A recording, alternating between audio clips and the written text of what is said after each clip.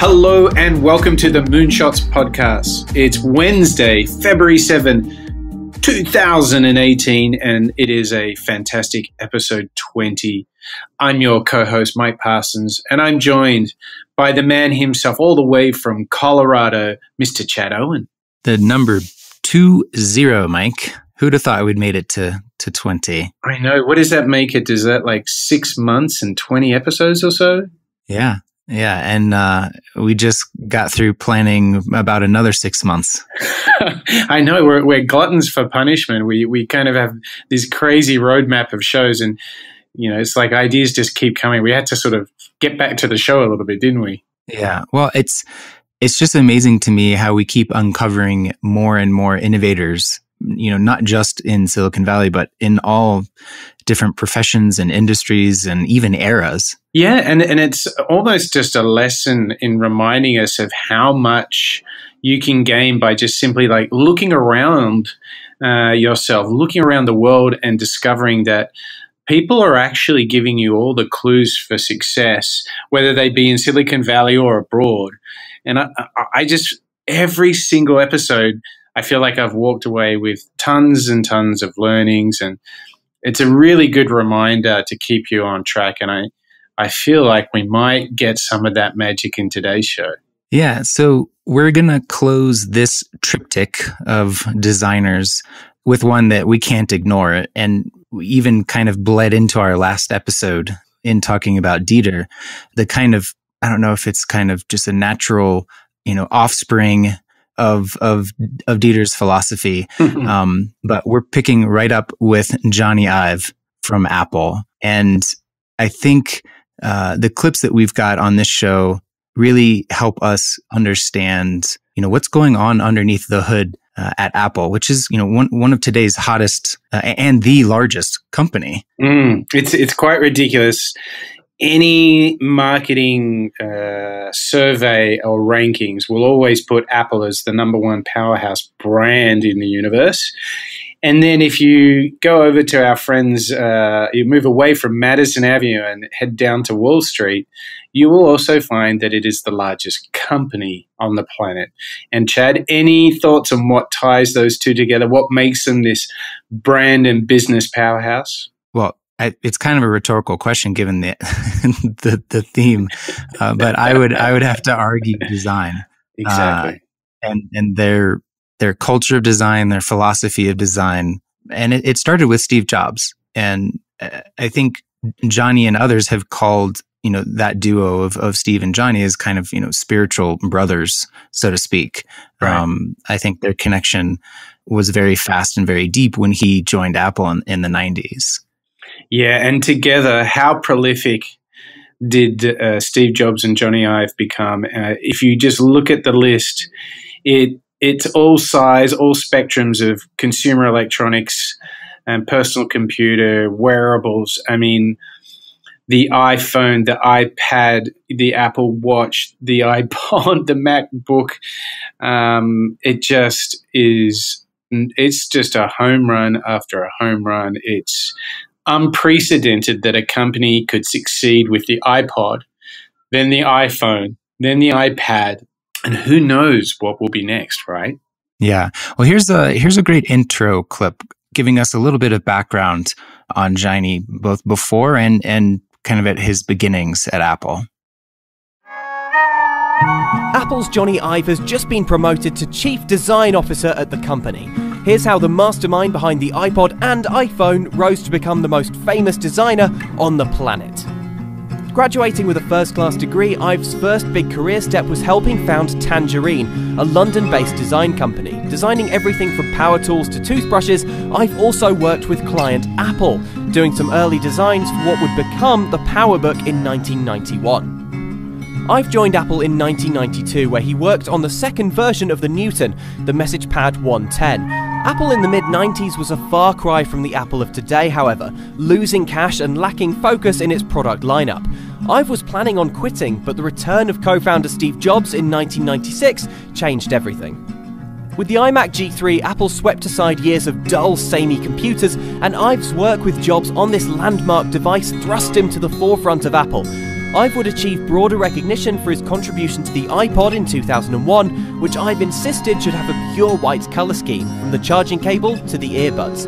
Over the next decade, Ive would level his legendary attention to detail at many Apple hits, including the iPhone, iPad, and plenty of Macs. Following the death of Steve Jobs, in 2012, Ive took another major step at Apple, taking charge of software design as well as hardware. The following year, Apple's mobile gadgets got a major reworking in the form of iOS 7, a flatter, more colourful look that's since spread to the Mac. Ive's latest creation is the Apple Watch, unveiled in 2014. It remains to be seen whether this wearable gadget can have the same impact as Apple's other products, but what's certain is that Ive has become one of the company's greatest assets, and we're excited to see what he builds next. Yeah, who knows what they'll come up with next. It's interesting to me that the thing that stood out was the comment about how he was insistent upon the Apple iPod having an all-white design. Is a callback to Dieter Rams, where the color shouldn't be a feature or an extraneous feature, that he's really focused on the form and the function. And I just thought that was really, really neat and interesting. Yeah, and it's definitely a little nod to something that they've done many a time, which is, if you go back into the day, computers were beige. Okay. And do you remember the revolution that the first iMacs were, where they were this sort of lollipop colors and that won everyone's heart and affections? And didn't they even also remember the little laptops that they had? What were they called? Those kind of clam laptops with quite rounded, but they were also really colorful, right? Yeah, the green, blue. I think those were PowerBooks, like the G3s maybe, or G4s. I can't remember. The idea of just the role of color to serve the product, to really push against the status quo, because every pair of headphones until they did that were black, of course, or maybe some completely over the top hyper color like bright pink and bright blue and bright yellow. I think that the thing that strikes me when you just go through the journey of Jonny Ive was just the extent to which most people would have been happy of saying, oh, I did that one product, right? I did the Mac, or I did the iPad or the iPhone.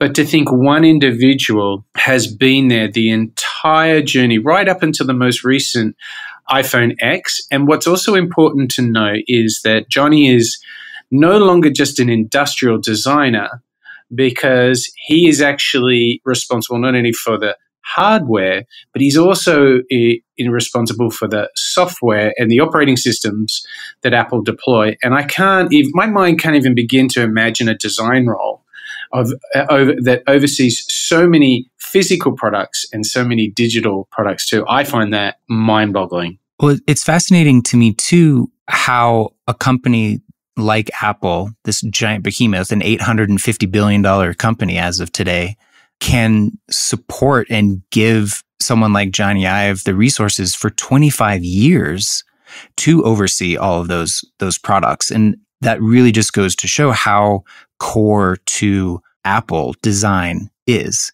that they could keep someone as prolific and brilliant as Jonny Ive for such a long time to hit so many home runs. Yeah, and what you're really leaning into there is culture, of course.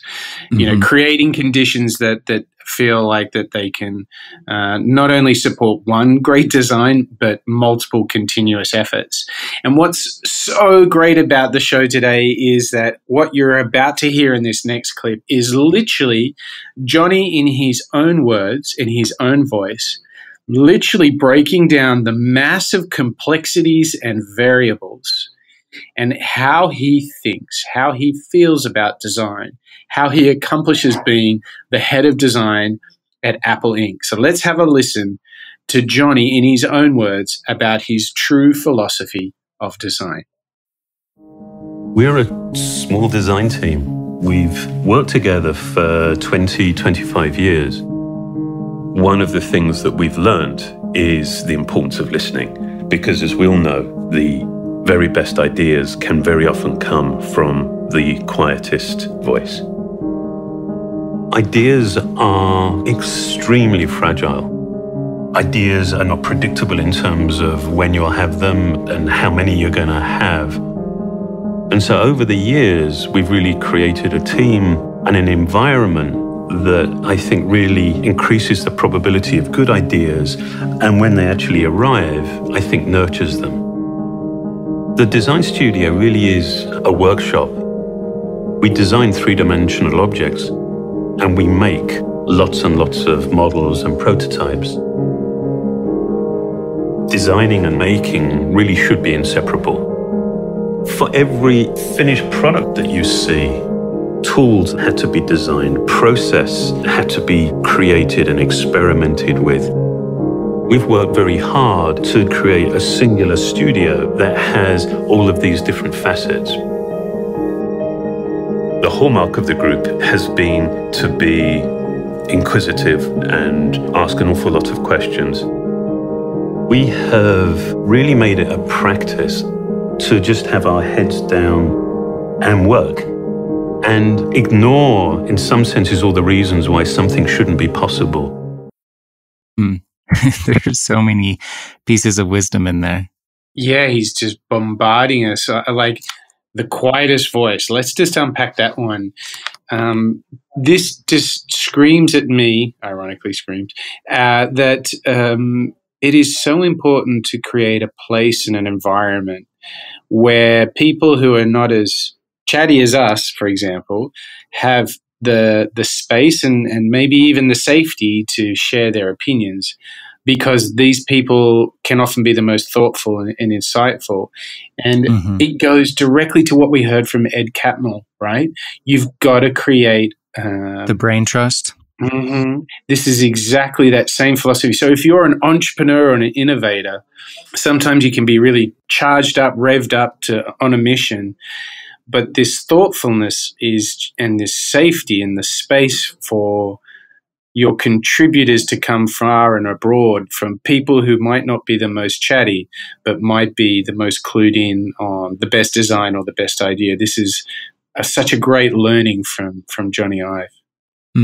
And I know this doesn't come from this clip directly, but I think a practice that I have seen at several companies to foster this is to simply, this sounds stupidly simple, but when you're in a meeting, be sure to check in with every single person in the room, either at the beginning or in the middle or at the end of that meeting, to be sure that you've heard from everyone at least once. Because Mike, I'm sure you've been in a meeting where the hippo or, the highest paid person, always gets the first and last words. And just this simple practice of, calling on each individual and being sure that they are heard is exactly when you get that person who has the great idea, but maybe is unsure if they should speak it, the safety in the space to be able to share that idea. So true. And another truism, particularly for all of the founder leader types that are listening, the rule I love is always listen first, speak last, and just create some space for folks. And that space really matters because creativity and design is not a linear process. And Jonny touched on that in his philosophy. It's not like A, then B, then C. It's sort of a little bit more messier than that. And it's interpretive and subjective. So you need to have some frameworks that support that openness for all voices to be heard, but you can't assume that it's going to be a linear process. And boy, he didn't call it out as hard as we normally do, Chad, but did you hear him say we make a lot of 3D objects, a lot of models, a lot of prototypes, and this is music to my ears? Yeah, the making design and making inseparable.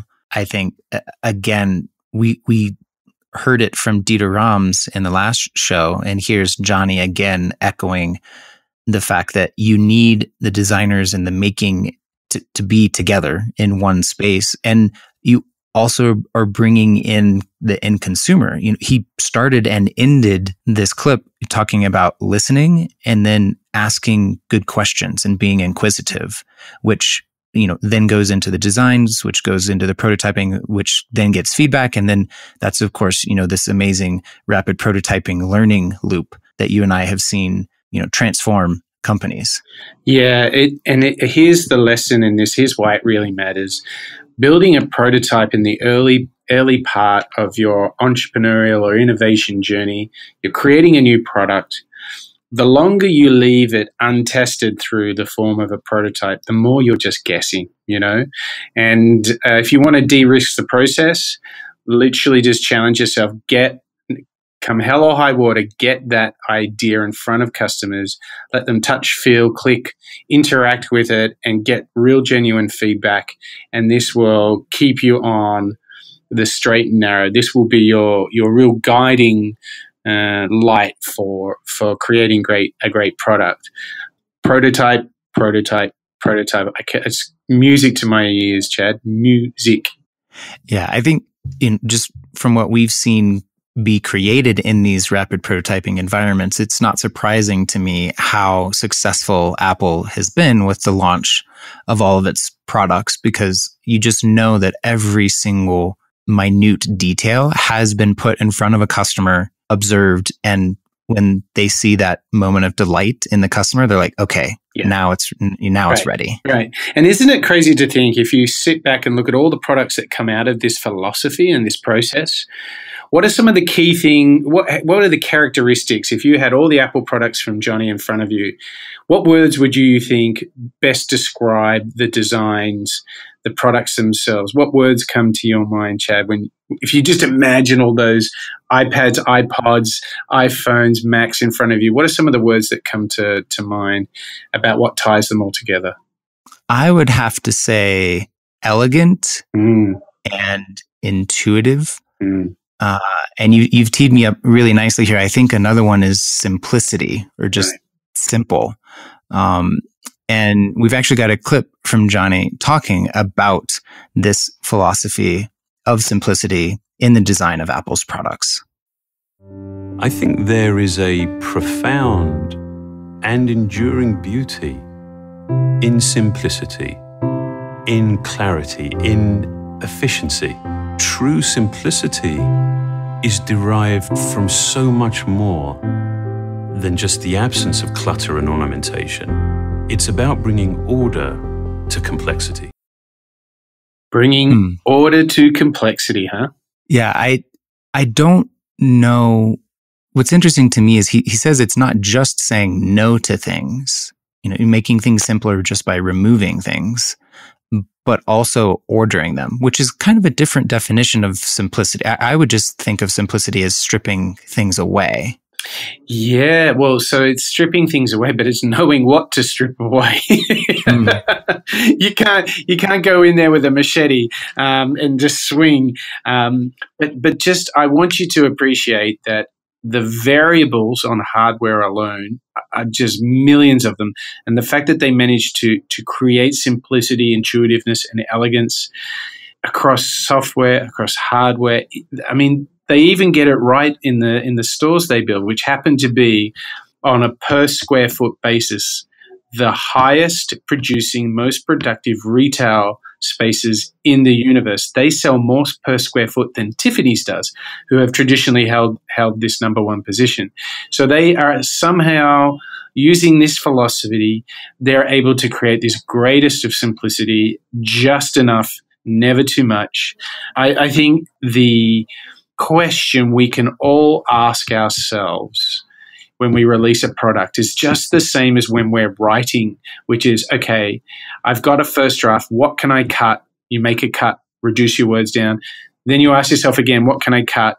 And to just reduce our products and services down to the essential and get rid of all that noise and clutter that we somehow creeps into the product. So next time you're launching a product or a service, I want our listeners just to ask themselves, what can we cut? What's essential? If the customer only had 60 seconds for this product or service, what would be the things they would really use and what wouldn't get a look in? And I think that will help us decode and declutter and get things to their simplest, most elegant form. But that's so hard, isn't it? I feel your pain. It's so hard. Easy to say, hard to do, right? Yeah, this has really come to the fore for me, especially, and I've been doing a lot more writing and conjunction, with my client work, and it's so easy to make a 10-minute piece on something, but how can you distill? I think in tandem with this word simplicity, I think you got it right, is essential. What's essential?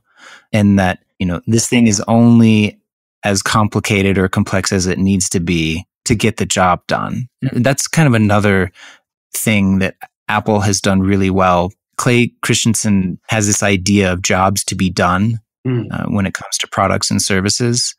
And he'd come up with this, I think, in the 80s. His example was McDonald's found that they were selling all of these milkshakes in the morning, like between 8 and 10 a.m., and they had no idea why. And so they hired some consultants, of course, to figure it out. And what they found was people needed something easy to take in their car for breakfast. And the easiest thing to get the most calories were milkshakes. Yep.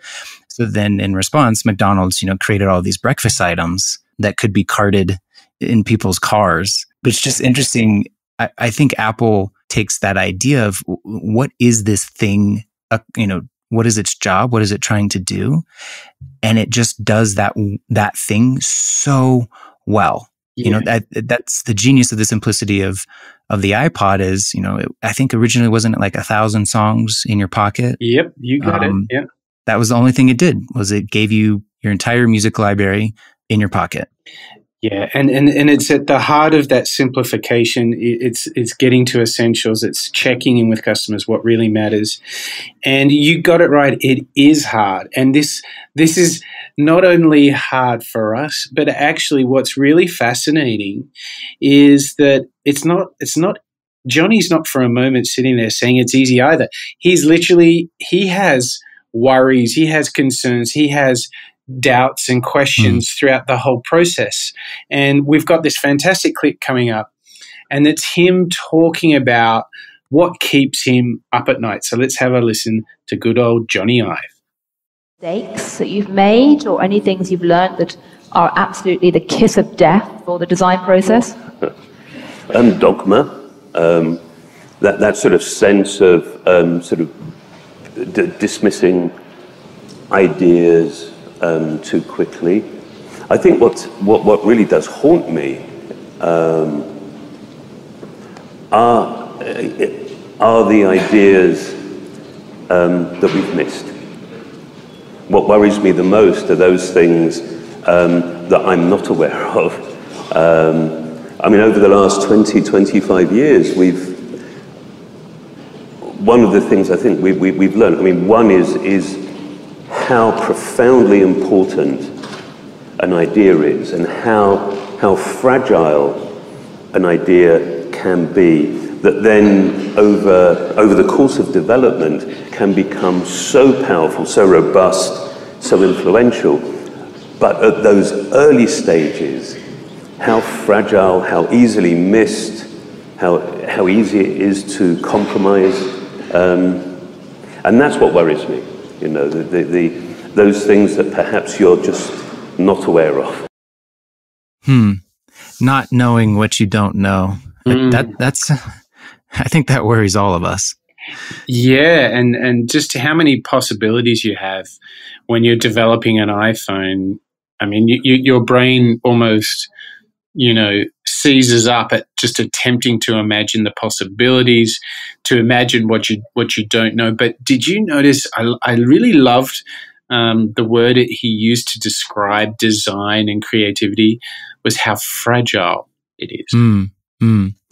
Yeah, it goes back to him talking about creating an environment that increases not only the number of ideas, but nurtures those ideas as well. And if I had to make a guess, I would think that it's this inquisitiveness that they have around what's going to delight the customer, and their commitment to rapid prototyping is what's going to nurture those ideas to become, like he said, kind of the overwhelming design philosophy around a particular product. Right. So you're bang on, and what I wanted to follow that up with is asking you, when you've got this curiosity and appetite to tell a story, to make a film about people going for moonshots and innovators, you have sort of an idea and a curiosity, and you can test it out, write it up, script it out, storyboard it. But how do you protect it in its early stages when, as Jonny said, it's so fragile? I mean, what do you do to protect the integrity of a script idea or a film idea? I think paradoxically, like, you have to let it go, like, to not be attached. Sorry to get like all Zen Buddhist here on the Moonshots podcast. Chad, you reversed it all up. My brain's spinning. Yeah, I think it's detaching from the idea is actually going to give it its own legs and let it succeed. I think it's when you get too detached to these ideas that you can kind of smother or crush them. Because as you were saying, we can go into our caves and do our work in isolation, but that's not how we get the best ideas out into the world.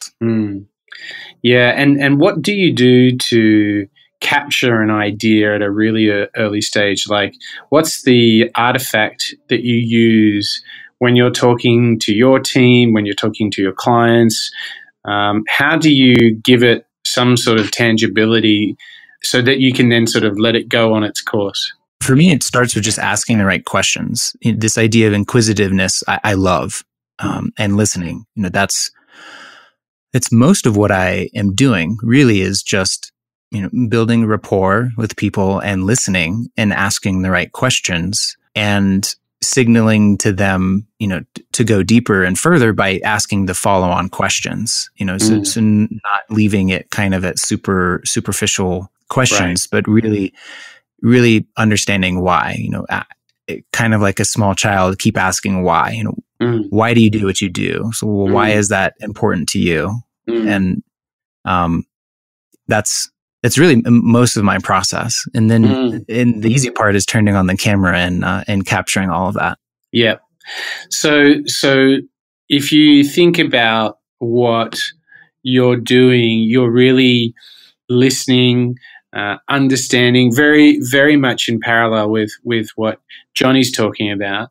I think the interesting thing that we can take from him is there are a set of things that we can all do to optimize the output of design.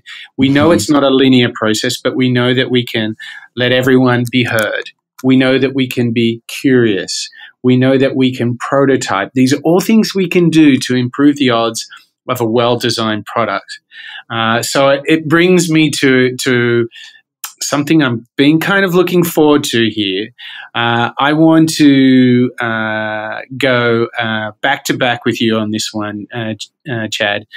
What is, if you can do it, what is your favorite Jonny Ive Apple product and why? I mean, take us through the thinking. What are the ones that are your faves? Help us understand where that simplicity and elegance really comes to bear. For me, it has to be the MacBook and the MacBook Pro. Before the MacBook and MacBook Pro, my idea of a laptop was like a 10-pound black plastic, brick. And afterwards, I had no idea that a laptop could be both so, I'll use the word again, elegant and extremely functional. I think the amount of computing power that Apple fits into all of their devices is mind-boggling. And it was really comical when I first got my MacBook Pro, setting it next to my old laptop, and it's just like one was from the 1950s and one was from the future. Like really all I could think about. Well, you know, I'll tell you a funny anecdote about MacBooks is recently one of my colleagues said to me, "Oh, hey, we should get you a new MacBook. Which one do you want?" And the funny thing is my MacBook is almost 4 years old. And yeah, mine's 5. The thought of upgrading had never come into my mind. So it still looks gorgeous, right? It still works great, both from a hardware and software perspective. And it was such a little aha. I was like, I guess it would be neat to have a slightly slimmer one, slightly snappier, faster, but it was kind of nice. And, well, maybe I can just give my laptop to my son. That's kind of cool. But there was a time, Chad, where I remember in my career where I was updating my laptops because they would fall apart. They would get too slow. I was doing that every 18 to 24 months. Do you remember those days? Oh, yeah. Yeah, I think I went through 3 HP laptops in a year and a half. Yeah. I was a big Dell. What was it? The Dell Inspiron or something like this. And you would just literally wear them out. They'd look a bit shabby. They'd be slow as hell. And you were just dying for a new one. It's so funny how my mind doesn't even go there now. Okay, so you've put the MacBook up there. Just to check in, you're saying MacBook surpasses iPhone and iPad. I just got to check on that. I have to go because the MacBook Pro was my first Apple product that I ever bought. Me too. I've only ever had 2. I bought one in 2007 and then I bought one in 2012. And so, over 10 years, I've just had these 2 MacBook Pros. And like, in terms of, how often I use it and everything, like, yes, I probably use my iPhone more, but I am more annoyed with just how prevalent, we are in using these computers in our pockets and being in front of screens and whatnot, that I still have to put the MacBook Pro on the pedestal. Yeah, fair enough. I'm with you there. Before I give you mine, I will admit that I am very partial to my MacBook and have been. I've always been delighted by them. The interesting thing I will say is I am totally with you on the iPhone. I particularly feel that the X afforded me a better battery, some more screen real estate. But I must honestly admit that as nice as all that is it $1,000 phone? I feel like that's pushing it. There's a couple of little usability things that when you're using this as much as I do, it can be a little bit aggravating. So I'm going to definitely drop the iPhone down the list, and I'm actually going to run with the iPad because particularly with the introduction of the keyboard covers, I find it a delight to travel with. I do a lot of plane travel, and the fact that with the cloud backing it up, I can seamlessly move from phone to iPad to MacBook and around. So I'm going to put the iPad up there. I think some honorable mentions, some runners up, would definitely be the AirPods, which I've had now for about half a year. The AirPods are deceivingly good. Sound quality great, elegant little carry pod. If you don't have a pair and you work out and have an Apple Watch, I strongly recommend to the audience to consider the AirPods. The integration is fabulous. I will say that the Apple TV and the Apple Watch are my disappointments on design. I feel like they could do they could provide so much more benefit. They could solve so many more problems than they do. So I'm going to put the Apple TV and the watch in the more homework for you, Jonny bucket. Yeah. I mean, I think the iPad is a great choice. The iPad is pretty much kicked off the tablet computing revolution. It's totally been the best selling and probably will until the end of time be the best selling.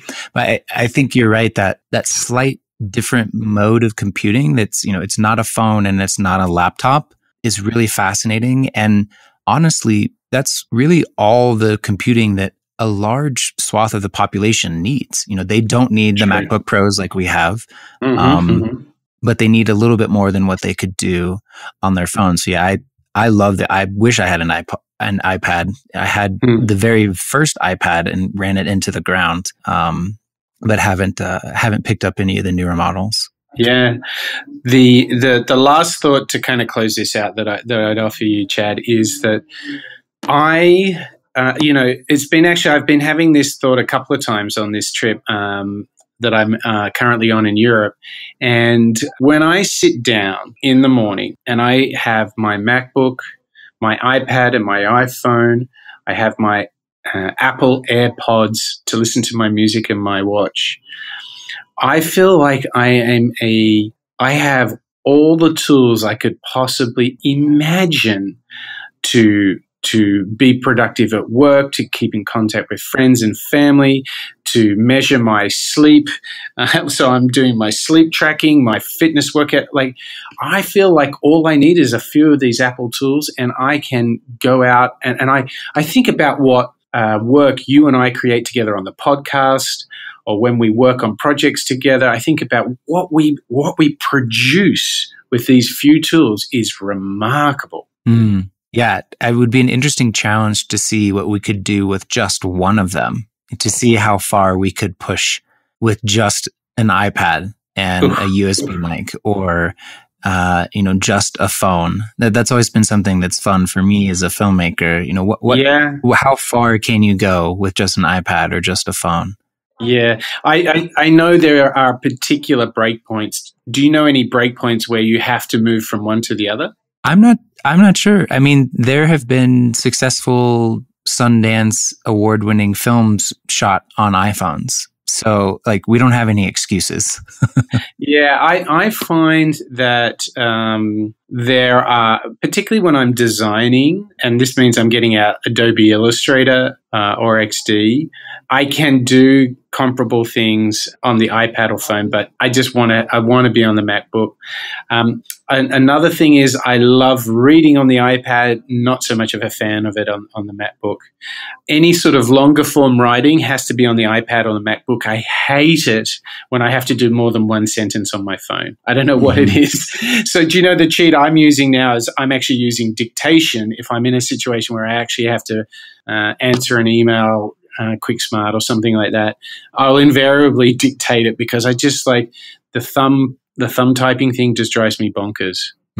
Apple is certainly the tools of choice for people like yourself and me who are kind of embedded in this fast moving, rapid prototyping design world. Yeah, it really is, and it's definitely a de facto standard. It would be very hard to deposition Apple out of that because of the attention to design across hardware and software.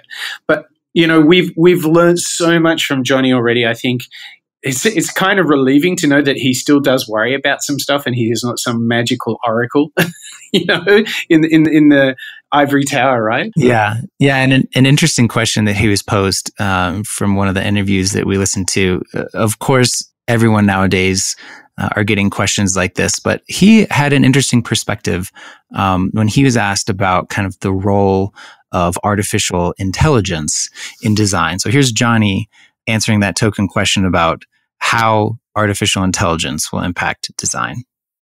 Do you see a future where an AI-enabled robot could go forth and design the iPhone 10? I think there are aspects of what we're doing in terms of sort of advanced modeling where absolutely there is a role.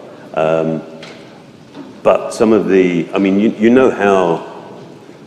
actually we were talking about this yesterday, how we understand a problem, even right at the very beginning, how you understand a problem, how you frame the problem is a critical part of the design process, and it's a very creative part of the design process. So, and I think that's when you understand potential opportunities, But so no, I think there are, and always will be, a very important role for us, and the sorts of questions that we would ask that are perhaps not obvious. Yeah, I like this idea that you can train computers to do a bunch of stuff, but to ask questions that are not obvious, to perhaps come at things from a different point of view, touches a little bit on where I think Jonny sees creativity coming from. How did you think about it? I mean, you're a storyteller, Chad. This is, can AI create a better story, a better movie than you? I mean, there is music being created now by DeepMind. I mean, where does this start? Where does this end? When you hear him say this, like, where does your mind go? I don't have anything to add, really. His insight into it's how we frame these design challenges and problems, like that's where the human ingenuity shines. I think it's absolutely true.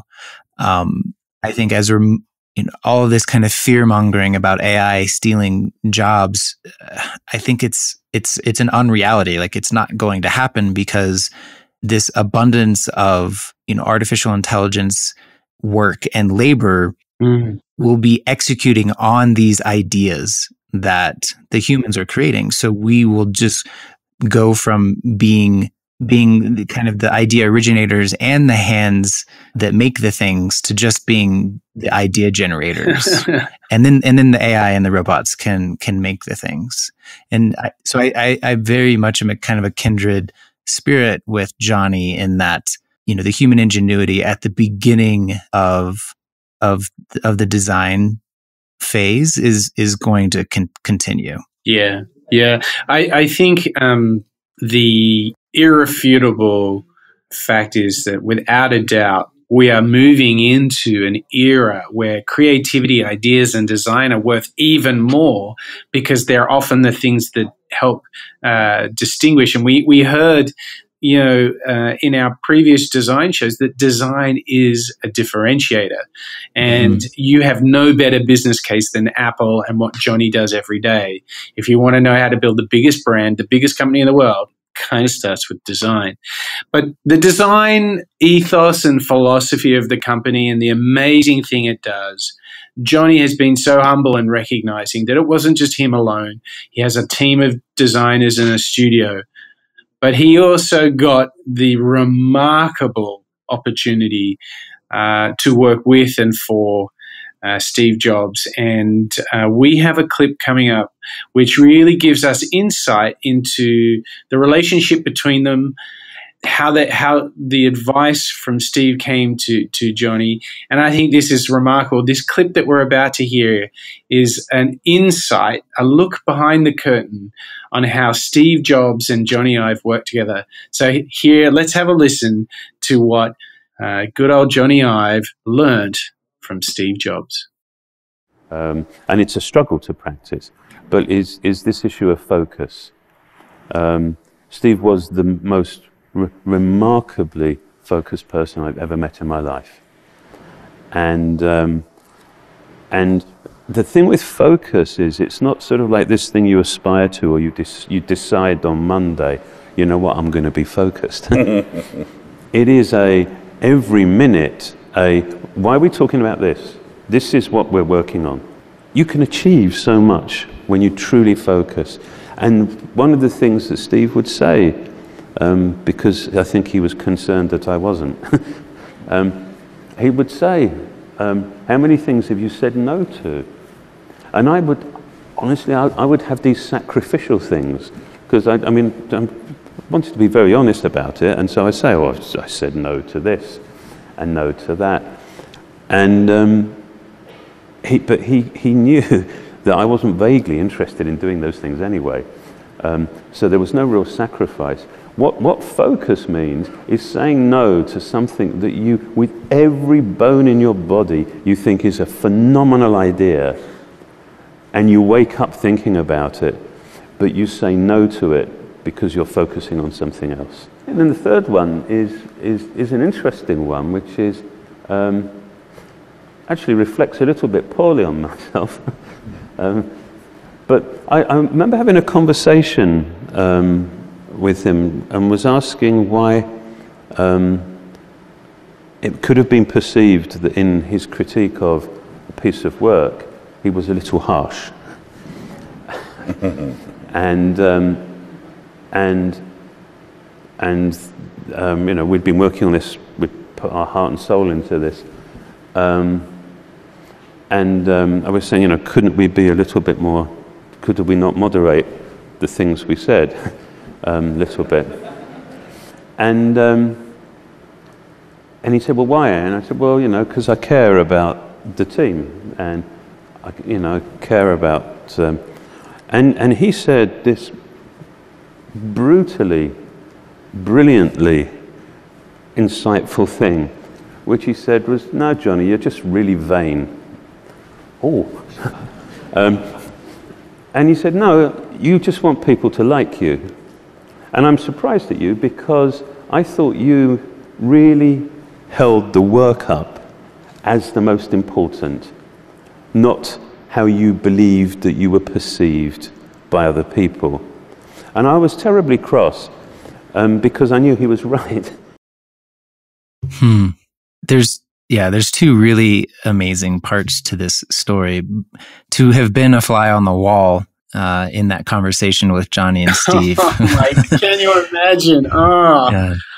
Getting throttled on focus, and then like, no, you're just soft on the work because you want to be like, oh my gosh, boom. Two really important pieces of insight, I think, for entrepreneurs, though. I identify with both of these.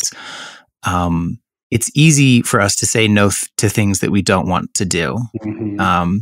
And as Jonny said, that doesn't matter. What Steve helped show him was, you know, Mike, you and I now, I think, have a pretty good idea on really what we want to go after and the type of work that we want to do and the clients that we want to work with. And I know, because we've talked about it, that we get distracted by other things that we also really want to go and do. Mm-hmm. And I think the harder thing for us to do is to say no to those other ideas so that we can focus on what we're doing. And this has plagued me for the 10 years that I've been working, you know, for myself, is I call it shiny object syndrome. And I know every entrepreneur suffers from shiny object syndrome. I feel your pain, Chad Owen. I feel your pain. Yeah. And hearing that Jonny Ive and Steve Jobs had the same discussion about that same struggle is, it makes me feel warm and fuzzy inside that it's not just me, it's not just you that are struggling with this, right? But I loved the focus he put on. No, focus is when you kill something that you're dying to do because it's taking you off target, it's taking you away from other priorities. That is such a powerful thing. Like, none of these sacrificial lambs. Like, tell me about something that you absolutely walked away from and yet you were dying to do it. Mm. And again, you see that in the products that Apple releases. You can tell that they said no to a lot of things. Mm. But I'm a little curious to you, Mike, just about this idea of maybe thinking that we're focusing on the work and the product, but when in actuality, maybe it's something personal or political or bureaucratic instead. What have you seen in the work that you've done that kind of reinforces that learning from Steve?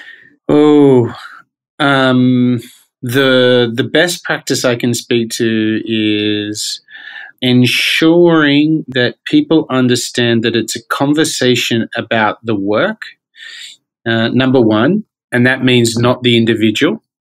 And number two, we all own the work, okay? And those are things that are deeply, I'm just working on those every day. In fact, this morning I was with a large group at a client, and there's lots of prototyping and ideas were flowing this morning, and on a very complex product in the financial services vertical. And at the heart of that was trying to create a place where all the experts could provide suggestions and ideas without all of the details and interdependencies being ripped apart, and people feeling, as a result of that, you don't want people to feel like their contribution is not welcome or appreciated. And what I would say in smaller teams, say in startups and so forth, another thing you see is good teams can have open, frank conversation about the work and not be too attached, not have too much dogma or bias. Teams that suffer, like a terrible symptom is all the passive, aggressive behavior where the real problems are, forget being addressed, the real problems are not even spoken. So when you are building a company or a product, you've got to find a way just to have an open and frank conversation. And for some and for most, I would actually add that particularly like making people aware that they're too emotionally connected and they can't see the path anymore because of that, that can be a very tough discussion. Yeah, and I think and it sounds like this was a personal conversation that Jonny and Steve had, but Steve saying to Jonny, hey, you've made it personal. It's about your personality and how you're perceived. That feedback kind of aside and in private, I think is important. But yeah, giving and receiving feedback is so difficult sometimes because it can be so emotional. And so I think you're right in that keeping the focus on the work and having that shared responsibility is really important to know as the team going into that feedback process. Yeah. And I think it's also important both as a team to set that expectation at the beginning in that meeting and kind of close it at the end to kind of have a feedback process on the feedback process. So if you feel like you struggled to make headway and you were spinning in circles in that meeting, say that at the end so that at the beginning of the next feedback cycle, you can try something different or, just try and make that feedback process better going forward. And then if you are truly being vain, like Jonny was, maybe you can tell someone, hey, I think you were putting too much weight, yes, on your voice and your feedback. I would love to hear more from other people next time. Yes, yeah, absolutely. And what you're really pointing us to is that for all of this great design thinking that we're hearing about from Jonny, this, ideas of simplicity and process and, the things that keep him up at night, what Steve is highlighting to us is all of that functional stuff runs in parallel with emotions, feelings, it's the people thing. And I'm very, very happy we've got this final clip, which is really frames that you need that functional maturity and expertise on design. But more than anything is you need to understand that design is something that's done by people. And Jonny has a lot to share with us. There's a lot for us to learn. So let's have a listen to our final clip from Jonny Ive on why people are so important. What really makes you feel incredibly excited when you get out of bed in the mornings? People. It's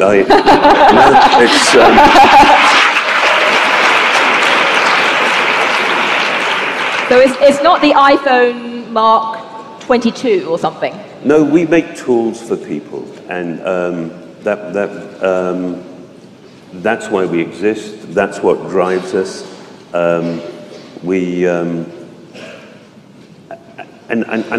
It really is that sense of trying to make something to the very best of our ability that will enable and empower my friends, the people that use our products. But that's what drives us. And I think that it would be concerning if it was just a fascination with the technology. I mean, I think part of the job of a designer, in many ways, I think you can provide a focus for and some goals for technology. But you can have the most incredibly powerful technology that can be completely irrelevant unless it can connect to us in a meaningful and useful way. Right. Focusing, the role of a designer is focusing the technology to connect it to a person and make it useful for them. I think that's a pretty good summation of the Apple design philosophy, don't you? Yeah, I think you got it in one. It's just, and you can tell by his response, like he has the right order. You know, he knows that there's some cool tech going on, but in the end, it must be serving their users, their customers, and connecting them, delighting them, and not getting in their way. And it's such a timely reminder for the entrepreneurs and the innovators who are listening to this. You know, in the end, the success of your business will be in addressing the pains that your customers have and the gains that they're looking for. And you can pull on any whiz-bang technology you like to get the job done, but it must be in order to serve those needs. Yeah, it's a really great reminder to keep everything, human-centered and focused on the customers. I know we keep harping on this practically in every single episode, Mike, but I think our experiences have shown, and we're hearing from all of these innovators, that really is one big part of their success is being inquisitive and listening to their customers and to people and to their own employees as well. Yeah, they have different ways of saying the same idea of, focusing on customers or users. They might use words like design thinking. They might use words like customer obsessed or customer breakthrough, or it doesn't matter. The idea here, which probably along with a behavior of learning, which seems to tie all of the innovators together. The other one is that they are just curious. They are obsessed about serving customers, digging into stuff that they need. And it's a sort of humble reminder that it doesn't start with technology or tools. It doesn't start with marketplaces. It doesn't start with anything else other than the customer. The other thing that I loved hearing from Jonny was the importance of creating an environment that helps spark ideas and nurture those ideas. And he was given the license for 25 years, and still to this day, to do that. I don't know how much Apple spends on research and development and design, but it's got to be in the billions of dollars. That's right. And it shows. Yes, yeah, and listen, just in the last week, they just made available their HomePod speaker, which looks beautiful, and everybody says sounds amazing. And it might not be the biggest product they've ever launched, but they continually bring to the fore products that they said about the HomePod. It's been 6 years into development. That's how long they had to nurture that idea into a product. And one thing for sure is we know it's not easy, right? It's hard work. Jonny Ive still worries and keep him up at night. But he's given us a complete playbook on things that we can do. Literally, you can pause the show now and go and start doing these, and you will be increasing your likelihood of a product that will absolutely delight its customers. And this segue into the world of design was really interesting and fun for me, Mike. Hearing Joe and Dieter and Jonny, like you said, speak to the same truths in different ways has been really interesting. And then comparing, what these designers have said to people like Elon Musk and Jeff Bezos is also really interesting, because they're talking about the same thing, but from different perspectives or kind of different sides of the globe, so to speak. And I just wanted to tease what we were thinking about for our next episode is going back to episodes 1 and 2, when we profiled Elon Musk and Jeff Bezos, and doing a little bit of an update show. They've both been up to so many things in the last 6 months, haven't they, Mike? Oh my gosh. These guys are prolific, right? I mean, you just can't turn your back for a moment and you're like, we got to do another show. He's done so much. Yeah. I think the launch of Falcon Heavy just today, and what Jeff Bezos has done with the acquisition of Whole Foods and his, jump into retail and storefronts has been really fascinating. So I think we're gonna kind of unpack what's happened in the last 6 months and see, what's going on in the world of Elon and Jeff. Absolutely. And I'm really fired up for that. And I think there's a ton to learn there and a ton to unpack. And I want to remind everybody that you can go to moonshots.io and you can find all the show notes, all the information, all the inspiration that you need to get on course for designing better products to go out there and to delight your customers. So that's moonshots.io. And a kind of a wrap on our design series. I feel all designed up. I'm going to have to buy like a Dieter Rams coffee book or something when I get home. Yeah, I want the little Braun clock, the kind of square clock.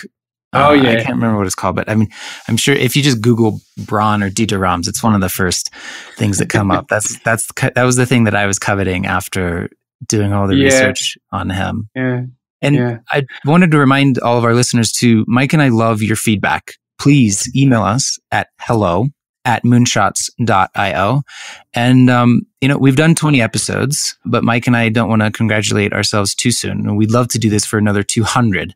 And so any ideas and feedback that you have on people and industries, places we should go to find and uncover and unpack the wisdom from innovators. And we'd love all of your feedback. So you can just shoot us an email at hello@moonshots.io. Absolutely. Absolutely. So we hope that you leave this podcast with a little bit more energy, a little bit more swing in your step, a little bit of design mojo. And we really want you to get ready for takeoff on the next show because we got Elon Musk, Jeff Bezos. We've got a whole new bunch of lessons and learnings from them. So we want to share all of those with you on the next episode of the Moonshots podcast. Chad, thank you. I hope you're inspired. I hope you're ready to go out there and carve the mountains of Colorado. Yes, and I'm excited to record 200 more episodes of Moonshots. There you go, guys. Couldn't have said it better myself. So thank you ever so much for joining us here on the Moonshots podcast. We'll see you on the next show, and that's a wrap.